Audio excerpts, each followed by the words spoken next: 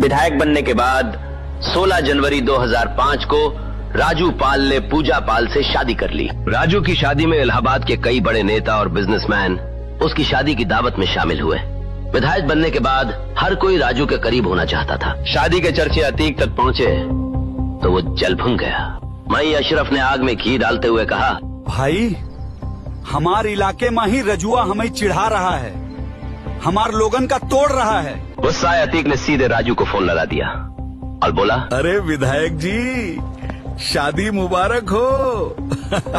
शुक्रिया भाई, शादी में आते तो हमार रुतबा देखते। अतीक को राजू का तंज जहर बुझे तीर की तरह लगा। वो गुस्से में बिफर पड़ा। ज्यादा उड़ाओ ना राजू, असली दूल्हा तो तुम्हें हम बनाएंगे और बारात पूरे इलाहाबाद में निकालेंगे।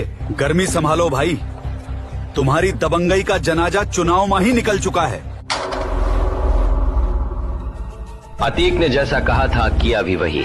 शादी के महज 9 दिन बाद राजू पाल और उमेश पाल 2 गाड़ियों के साथ कहीं से आ रहे थे। राजू पाल की गाड़ी आगे बढ़ी, तभी अशरफ और गुर्गो ने गाड़ी घेर ली। शूटरों ने दहशत फैलाने के लिए बमबाजी की, वहीं राजू की गाड़ी पर ताबड़तोड़ गोलियां चलाई।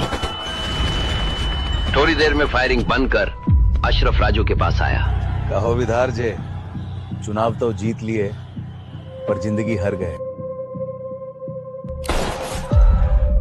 कुछ ही मिनट में राजू पाल का शरीर खून से लथपथ हो चुका था। उमेश पाल जान बचाकर भागने लगा तो अतीक के गुर्गों ने उसे पकड़ने की कोशिश की।